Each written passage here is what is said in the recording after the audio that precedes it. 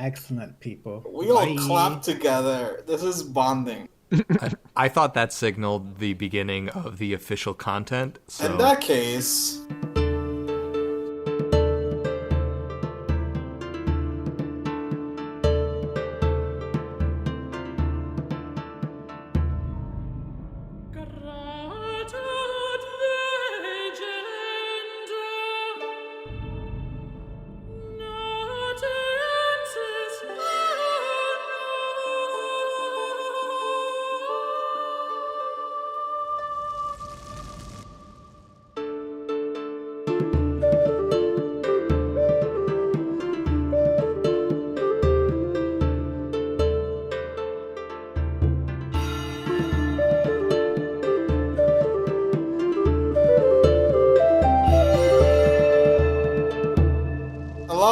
hello, everyone, and welcome to the Legend of Nat 1. I am your DM, Germán Rodriguez, and we all just clap together. This is a very good morning for this.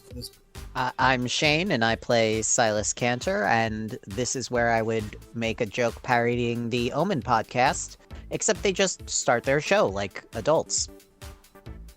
well, in ongoing style, I am Valen, and I am being played by Pavel. And I'm Rick, and I am playing the wonderful Quitana, whose penchant for violence was just reinforced by the fact that the monsters we let escape have come back to bite us. Oh, so would you like to do the recap, Quitana? Just tell us that this last episode from your point of view. Excellent. Well, last time we were traveling, and mostly Valen was ignoring all of my excellent suggestions about how to set up camp, and for that reason, we were beset upon by some great log, bug, slug things. I believe that's the most efficient way to describe them. And we attempted to engage them and then let them escape because Sylas has a weak heart and cannot stand to destroy things that may destroy us.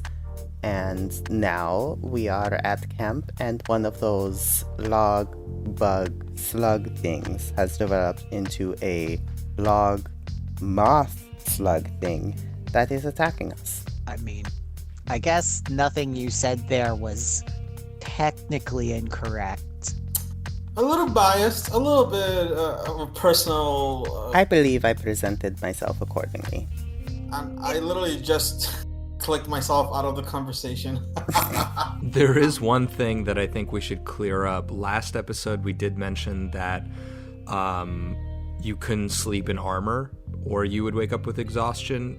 We do want to clarify, though, that we're going to be using the Xanathar's Guide to Everything rules.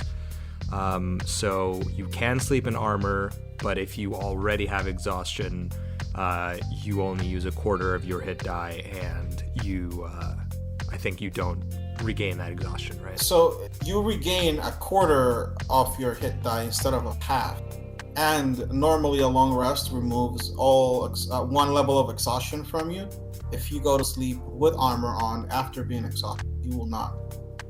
So we're gonna roll a rules as written for once in a for once in a while. You know, we have to stick to the game that we're supposed to be playing. But fuck this. Because we're a bunch of folks from the queer community, and we like our D&D raw. Hey. I mean, it was just Groundhog's Day, so it makes sense. Wet. That was a very wet comment, and I liked it. So let's go on. Last episode, we ended at the cusp of combat. Valen, you get one reaction at the sight of this ritual initiative. What's your bone deep inbred response to danger? Well, I think I cast Minor Illusion to activate the sound of like the bell on a ship that like warns the sailors to wake up because there's danger. So that happens to wake up Sylas and Quitana. Luckily, What? I was already awake, as I did not trust Valen to actually maintain watch. So I guess this is a pleasant surprise. Quitana, have you slept at all? You look exhausted. You look. Luckily, my belief in order and St. Cuthbert gives me energy, and so I never get exhausted. Quitana, I don't think that's how that works. The bags under your eyes are so deep. You guys have Yes, this, right? What's going on? Oh, Sylas, get up. Giant moth attack. Your benevolence has come back to haunt you. Exactly. So the way we're gonna do this is that we will each roll initiative. Sylas and Quitana will do so with disadvantage. They were like in their tents. Even if you were not sleeping, Quitana, you were relaxing and like whatever Quitana's idea of relaxing is was happening. Staying vigilant guard. Meditating while waiting for Valen to inevitably mess up. Oh. Sounds about right. oh, well, look, one of my dice has a 16, but the other has a 5, so my initiative's 8. no. Oh, Silas doesn't have Oh, to go man. first. Nice. 19 plus 3. ooh, 22 for Valen. Quitana. That is a 7 plus 1, an 8. All right. Let me see what the moth is playing with. Let's see. So I think I have a better 8, Anna, right? Because my dex is higher. Yeah, I have 12 decks. Okay, yeah. Put a little star next to you. Valen, you're up first, and the moth is about 10 feet above you right now. So And her wingspan goes about 15 feet wide, and she is 10 feet wide at the head and butt, and then 5 feet wide for the wings. okie dokie. So the area that we're in, like the way I imagined it is like we're almost like in a Arizona desert kind of place, like a Grand Canyon-esque, lots of rock formations, and Yes. we're like camping inside of one of these small rock formations. Can I would like to cast Cause Fear. On the moth. Okay, what target can it be? Maybe just any creature? Yeah, it says one creature that you can see. It's a Wisdom saving throw. Alright, let's roll. DC 14.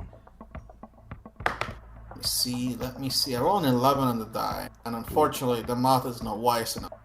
That's her scheme. So what's the effect? So I think Valen rings the bell and then stands up, slowly turning towards the moth. And I think as he's casting the spell, his eyes, like a shadow creeps over his face, but his eyes glow brighter and brighter. And the creature is frightened of you.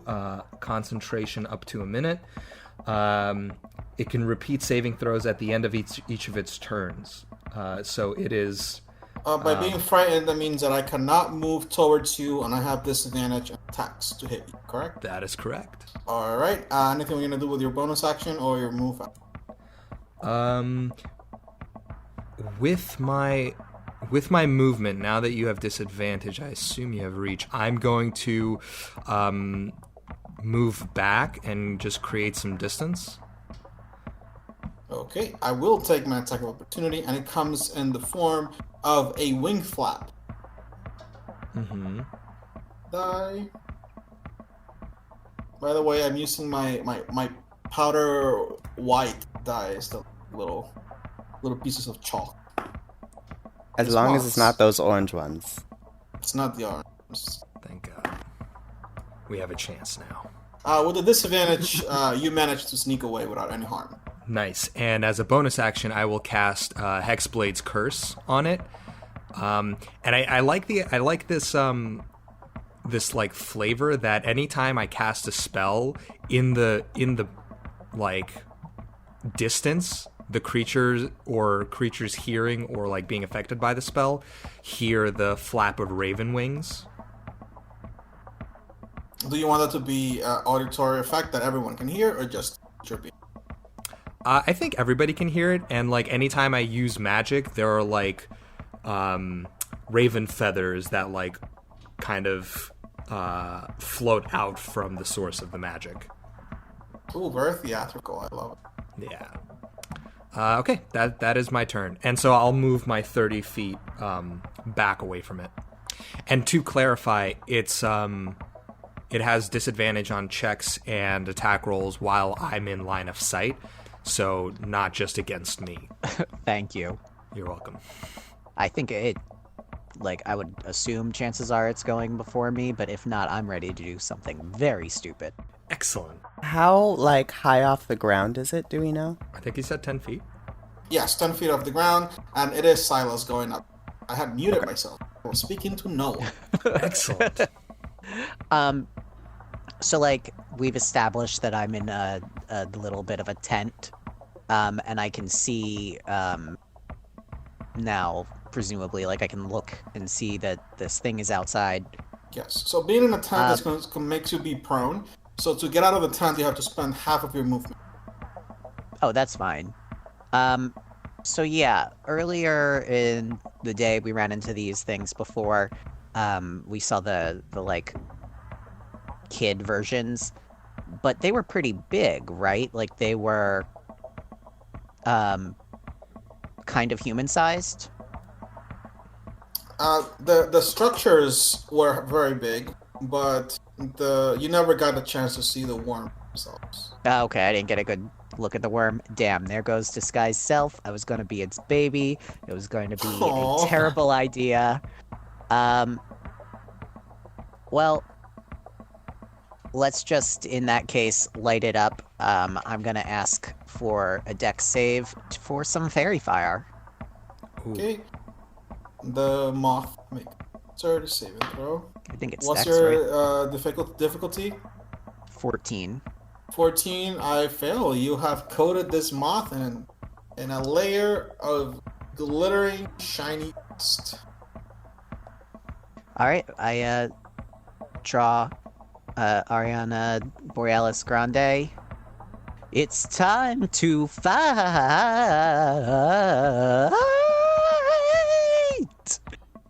And I think you just got there, barely got there. Beautiful. it's called being theatrical and dramatic. All right, we gotta work to our big note, and as a bonus action, because that's a freebie. Quitana, are you ready? And you can have a bardic inspiration. Sylas, I am always ready, as evidenced by my armor still being on. Thank you. I will take half my movement and exit the tent. Correct. And then I will be casting Spiritual Weapon.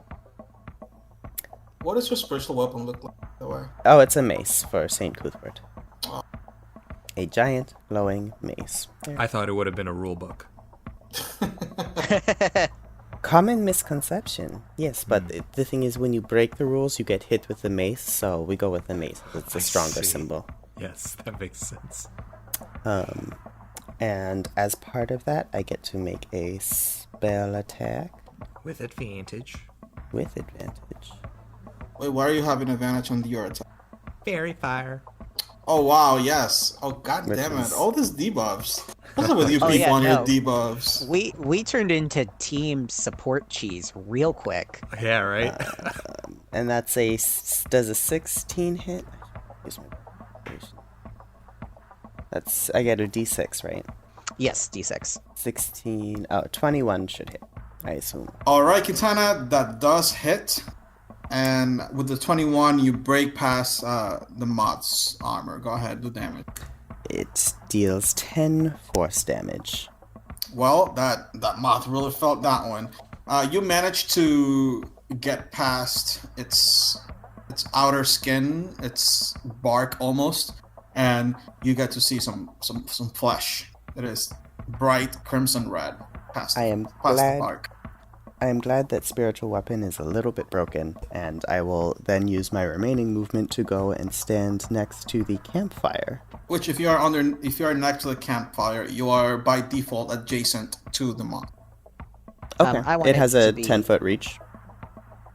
Yes. Yeah, I wanted to be up and a little personal with the moth, too, if that was unclear. So 10 feet off the ground means you can reach it with melee weapons, because most humanoids are at least 5 feet tall, and then your reach is 5 feet, so you can swing up. Okay. Also, just keep in mind that it can't move towards us, so if you didn't want to be that close, we could, range DPS it down. Yes, so after Quitana, it is the Moth.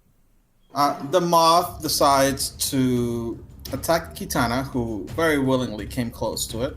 With disadvantage. It will attempt to flap its wings at you, Quitana, twice. For the first one, it's going to be, a nat 1.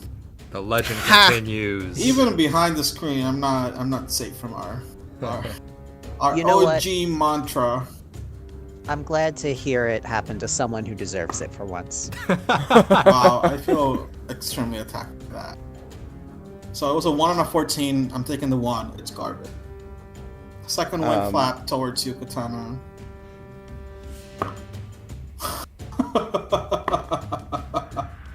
How is this possible? I rolled a 2 and a 20. Rip. Vengeance! And I get to make my saving throw at the end of the turn to not longer be afraid of you little golden skinned twink. And I did roll a 16, so I am no longer afraid of you. Okay. I'm actually quite hungry looking at your flesh. It's actually pronounced tiefling, not twink, but It's a regional thing. It means the same thing. Yeah. Some young man controlled by a powerful older force. Sounds like a twink to me. Yep. Checks out. My turn? Yeah, it is your turn. Go ahead. Alright, I'm gonna, from a distance, shoot an Eldritch Blast at it. One thing I just want to double check. Branding Smite weapon attack. Okay, cool. Not gonna work. That's a 1. Oh, but I have advantage. Why? Oh, because of the fire. Fairy fire. Aha! Do I get a saving throw for that, or is it just permanent? Guys, that's another Might get a 1. throw. Wait, double ones? Wow. Double Wow. 1s. The name of the podcast is Strong With You, Pavel. Yeah. You're making us wow. proud. Welcome to the team officially. I'm feeling it. Hell yeah.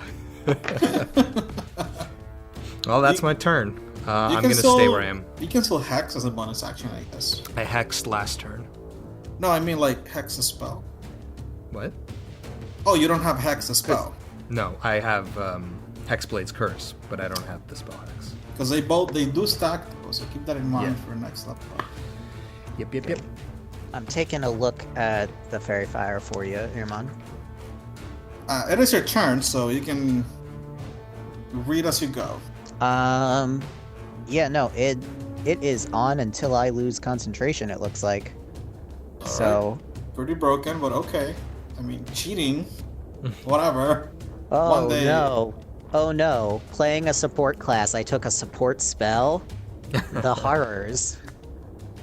Let's get in there. Stop trying to make sense, mister.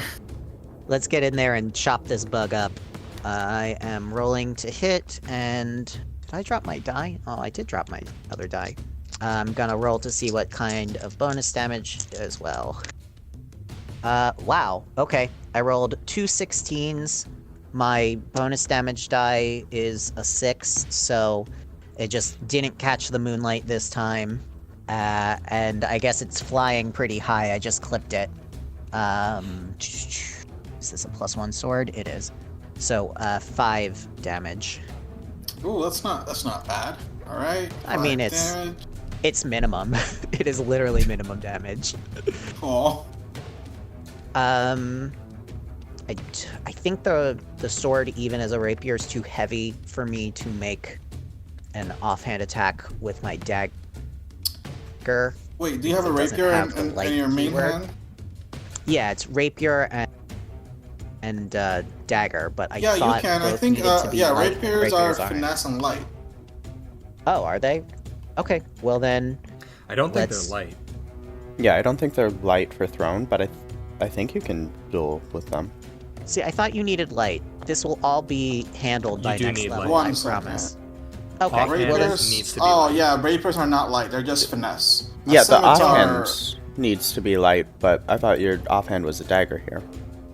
the offhand is the dagger. I thought the rapier also needed to be light for dual wielding.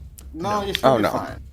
I Oh, think okay. it's just if you don't have the 2-weapon fighting, then you can't add your proficiency bonus to your offhand attack, but Yeah. Well, gosh, my dice are rolling so uniform. Both dice rolled an 18. Hold on, I have to grab You only a roll a D4. d4 with nothing, because yeah, you don't get to add anything. I got a 4. Nice. So 4 damage. All right. The And moth that's my has bonus. Okay. taken a good beating. It's looking like it felt it. It's not still dying. You don't see blood gushing out of it, but it has noticed all the harm. All right. After Sylas, we have Quitana. So as we look at the moth and see that it is not bleeding and dying yet, I say, Sylas, you can do better. It is not bleeding and dying yet. Please rectify this immediately. And I cast Bless on, I think I can do it on all 3 of us. Yes, you can. And then we'll use my class ability for Voice of Authority and command Sylas to use his reaction to make another weapon attack.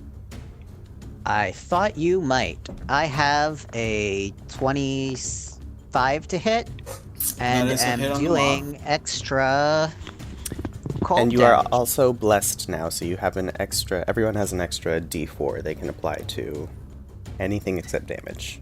Okay, dog, you can't play with me while I'm playing Dungeons and Dragons for my podcasts. Aw. I love you, but hold on, kid. You know what, Champion is just like coming up, waking up, and trying to play with me while I fight this moth.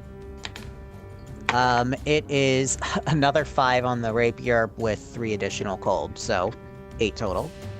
8 more damage. to And my the turn moth. is not done yet, because I still have my spiritual weapon out. Broken. Again, this is all broken.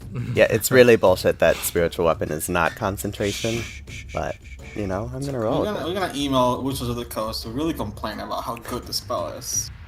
it. That is... Do I still get advantage? Yes, you do, because Shane's still concentrating on his thing. I mean, Sylas is still concentrating on his Okay. spell. And I will be adding my blessed dice to it. It is, what? 9 plus 6 plus...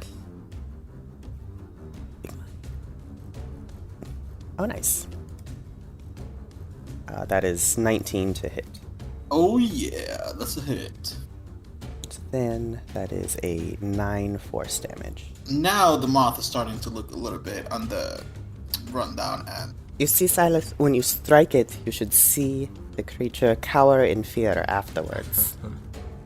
And because it is now And injured, to get that to happen, just hit it harder? Correct! Or better.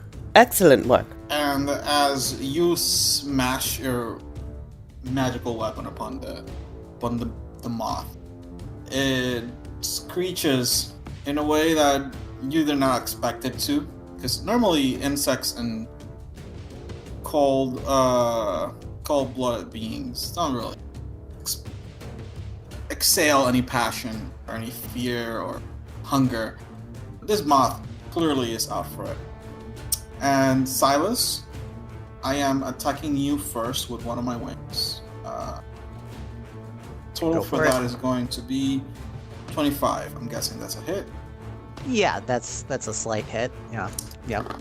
So when the wing slaps into you, you take 7 points of bludgeoning damage.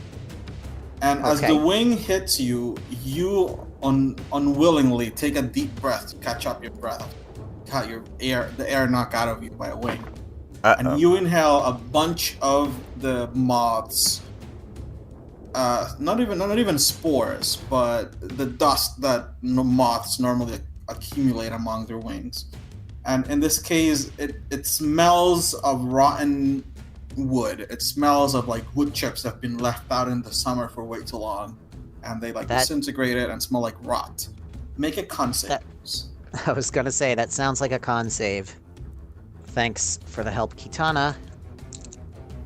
You're welcome. 20 a lot. 20 a lot will make the con saving throw. Oh, actually only 20 exactly. That's still plenty. So you only take 3 points of necrotic damage. You can taste the flavor of death in this. It feels as if like 1 million living beings died and their dust was ground into this dust. Yep. It's Taste kind of the gross. decay. Yes. Not to contradict our DM, Oh my but god. Nat 1 on my concentration check. Oh, baby. Yep. Oh. Goodbye, fairy fire. I also don't mean to contradict our DM, but I just do want to go back to where you said normally you don't expect, like, insects to cry out in rage or pain, but Quitana expects everything she hits to cry out in both rage and pain, so just make that note. I'll keep that noted. All right. Okay, my second wing flap is gonna go towards Quitana. Ooh, I rolled a 20. Gross. So, Quitana, you're gonna be taking 8, Stand by, actually, hold on. 20 points of bludgeoning damage. Actually, would like to use shield. Oh. You think you can shield yourself from a crit? Can I? What's your don't know. current armor? It's 18, and shield would boost it to 23. Is that counting Shield of Faith? I don't have Shield of Faith on. Oh, that was the last combat. Right. Yes. Now the question is, when you cast shield, do I get another attack? Because you are spoiling me on these. Unfortunately, no, because I have to target somebody else with the spell to make that work. You cast shield, and the swing crushes past. Damn it. The wing destroys that extra barrier of protection you put between yourself and the moth, and crushes you right in the chest, caving in your armor to like almost. You feel your ribs like expand, but not crush yet. Ow. And as Hey, the air Did you is, sleep in your armor? she did. I was very much aware of that, according to her recap. Make yourself a con save, Quitana. I don't know if I need to do that. I feel like that's unnecessary. Because when the wing hits you and shoves you about 3 feet back, you inhale deeply and, depending on your roll, Plus 2, 13, 4. Oh, that's not great. 14. Oh, a 14 makes it. You only take 2 points of necrotic damage. That is good. And the taste of decay and death, of like fresh biological death, lingers in your mouth. I have 2 health left. Oh, Woof. lovely. Alright, Valen. All right. I will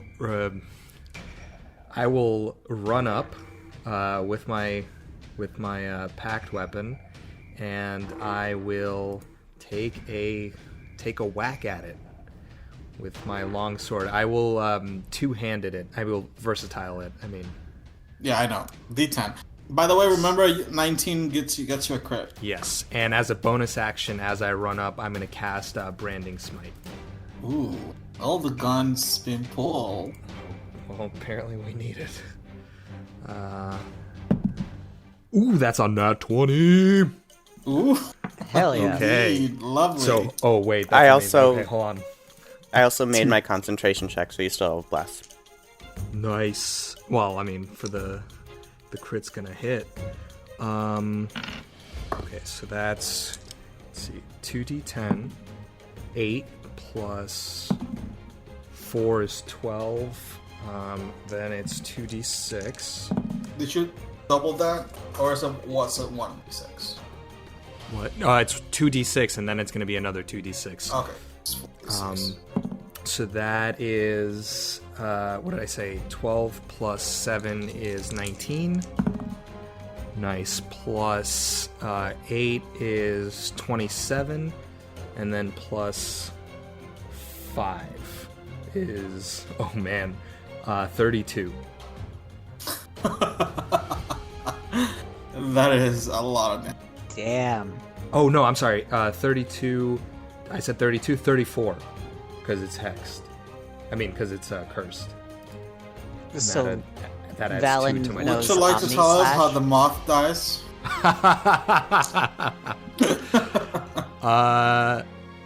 Yeah, I think so I had like stepped back, and while it was scared of me, I think as I stepped forward, the shadows return to my expression, and the moth sees it, and it starts cowering away, and I run up and just like fucking bisect it from tip to tip, from bottom to top. And that's how moths are bisexual. From head to dick. They've been bisected. They're bisexual. Yeah, I think I'll run in between Sylas and Quitana and just like jump and slash upwards. Yeah, I think that's it. And the moth drops to the ground and stops moving. Nothing else comes from it. The rest of the night, nothing else seems to be happening around you, even though in the distance you do hear the sounds of large trees collapsing. And as of right now, this is the night before you arrive at the Navy facility that we had spoken about. So As the moth falls, they're saying, "Excellent," and I'm coughing up blood. "Work, gentlemen. Good job. Keeping watch, Valen. I'll take my watch now." Quitana, I think you're dying. I think. Nonsense. You I know, have bled like this many times. I have magic. How about you let me throw a couple of spells your way if I'm just gonna nap it off anyway? If you want to waste those resources, I need no such what's the word? Not catering. Coddling. I need no such coddling, but you know, if you want to, I guess I guess I could use a healing or two. You are very strong and certainly don't need any help at all, healing word. And I think you will be just fine on your own, healing word. And don't worry about it. just a friendly reminder, two things. One, you're gonna long rest after this. You're gonna get the full benefits of a long rest. And two, you still have the juicy puff. Yeah, I feel like those are more for emergencies. I mean, I throw 3 healing words at you, and it is 4, 5, 9, plus my charisma 3 times is another 9, 18 hit points. But I'm about to go nap and recover the spell slots, and you're gonna nap and recover the HP anyway. Excellent. Yep. So did we level up or? Oh my, we have an eager beaver over here. That's actually a very good question, I say, as I peel the chainmail out of the cavernous hole in my chest. It was not hey, a cavernous wait. hole. It was a little bit of an indenture at most. Let me get that for you. You're doing great. Healing word. Bloop, and then your chest just pops out like a dent. Your clavicle just unbreaks. recovers its original shape. Much better. I do need to clean everything, though, as there is a fair amount. Who was out here bleeding all over all of my things? Yeah, it's crazy. Valen, if you ever touch my things again, I will beat you. All right, give me just a second. Before I go back to bed, I take a few moments just prestidigitating the camp until it's nice and clean again. You get it there. You chop off the moth and make it into some travel supplies. I'm assuming one of you Did the moth has. have any loot? Like, is there a coin purse on the moth or something? You're very welcome to investigate the corpse. Yeah, I'd like to. I help don't think we somebody should. investigate. I don't think we should eat it, but if it's pretty, maybe we can turn it into clothing. Well, it had bark wings, so that's at least, like, firewood. Is anybody particularly good at investigating corpses? It's not really my forte. I kind of have people for that. I have faith in you, Valen. Take a bite. I have +1, so no. Better than me. Wait, am I really the high investigation at a +2? Yes. Yep, you're the smartest cookie in the jar. I rolled a 5 for investigation. I will help Sylas.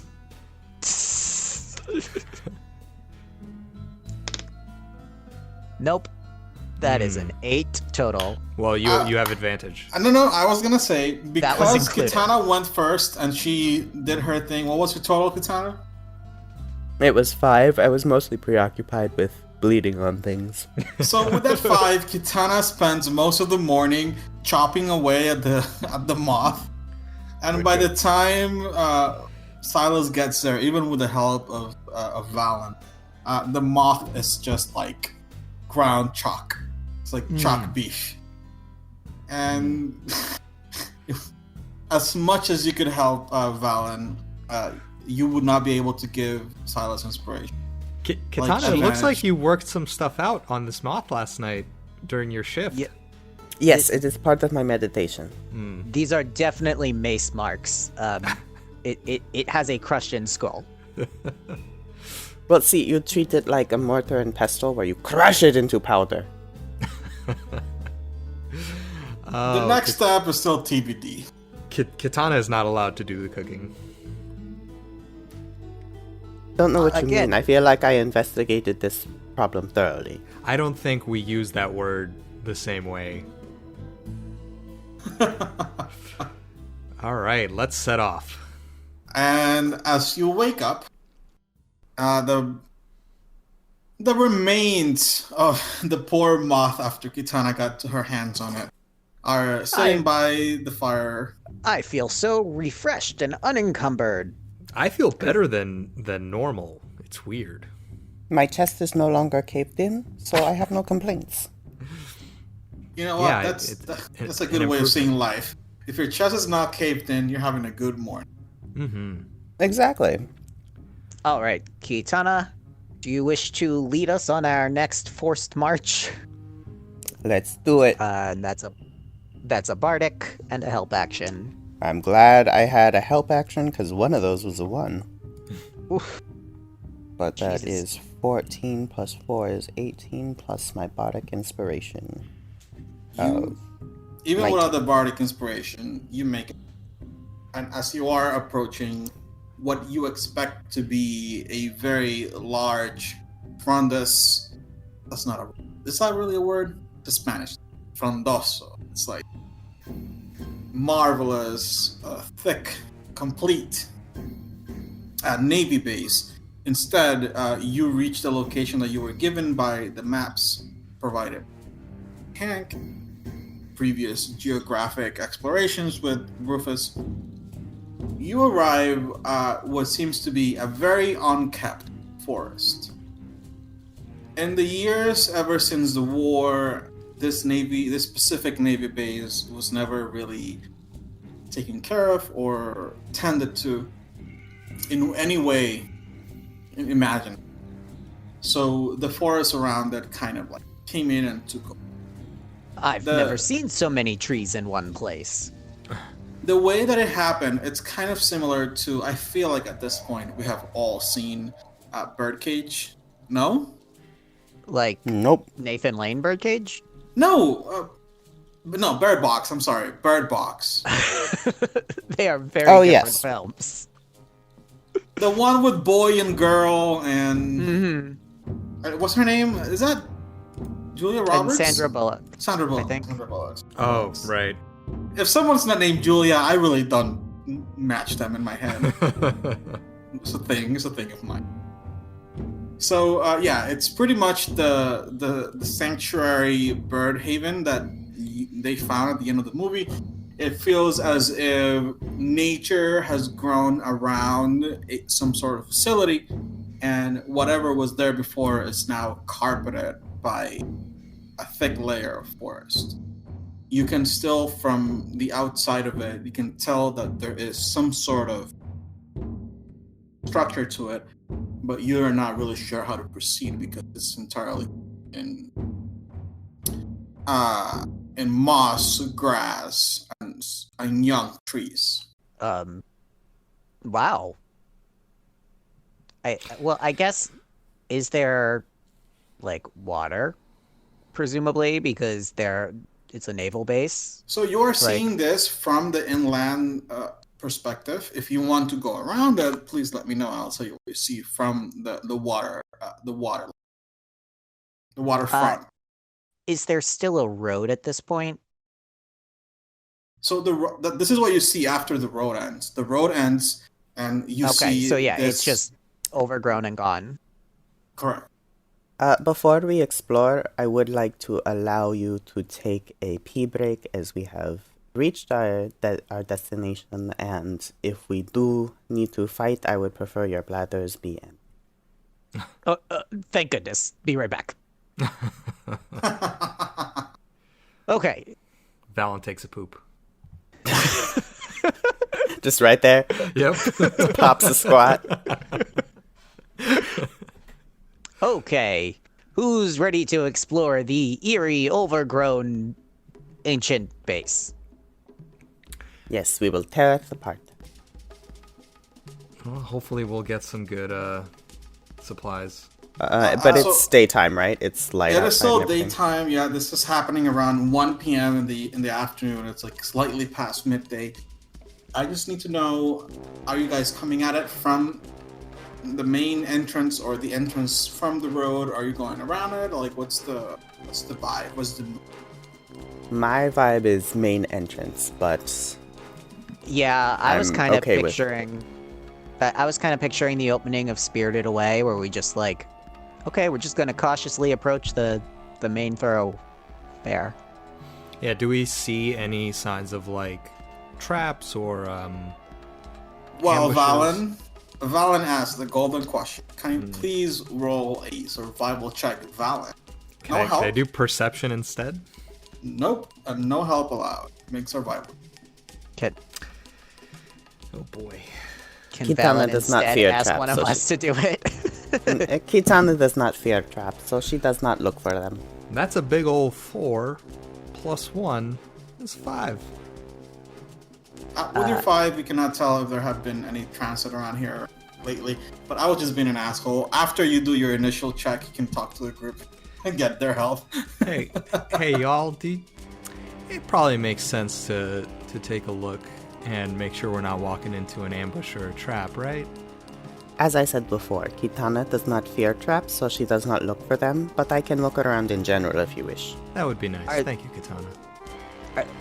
I'm assuming there aren't any bodies and soul-sucking stickies on the ground. There is not, but there is a mechanical, animated bus. Wait, hold on. A busser. There is a busser, as if you would see it in the modern world. There is a 4-button and then a stick to the left of it, and then to the right, the screen portraying images. As you approach the door to what would be the naval facility, the busser tells you, "Welcome, welcome! This is Naval Facility 34. And to prove yourself worthy of entering here, you must bypass this arcane knowledge quiz. And the sounds of like an Atlantic City, what is it called? Like a penny machine. roll machine, yes. Sound and very bright, colorful symbols and letters appear on the screen in front of you. And let's end it there. Oh. Yes. Oh, right. I will Ominous take the door time puzzle. to think. Let's come back next week or 2 weeks and see what lays in front of you in the form of a mix and match puzzle. Yeah, build some suspense, Gato. Like the mix and match puzzle of all puzzles. Actually, you'll see next time, but it's gonna be. So I still feel very strongly about the first time we encounter a door. There was nothing to stop you from getting past, and I was like, I take that personally.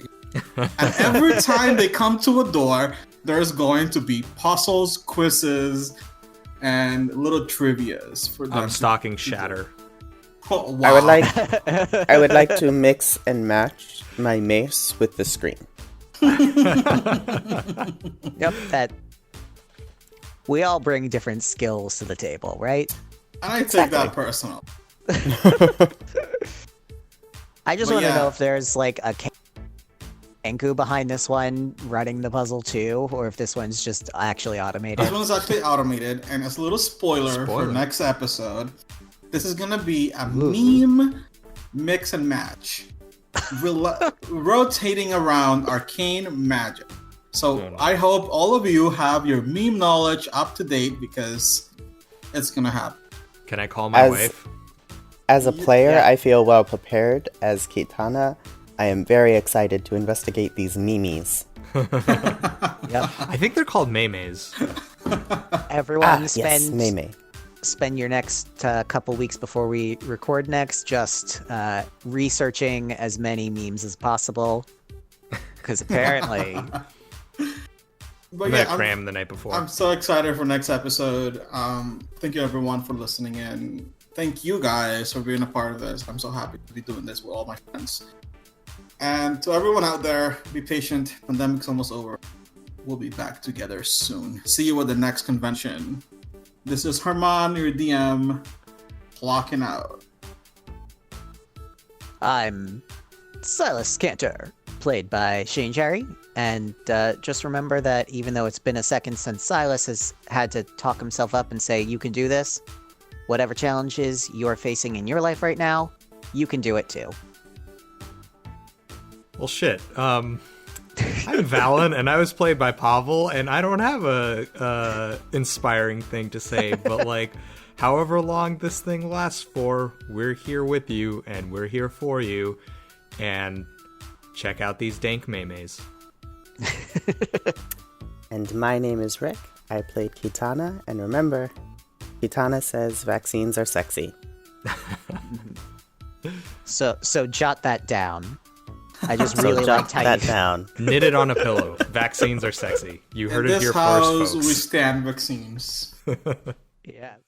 Hello there, cool cats and kittens. While everyone is stuck inside, we hope you are safe and are able to remain as mentally healthy as possible.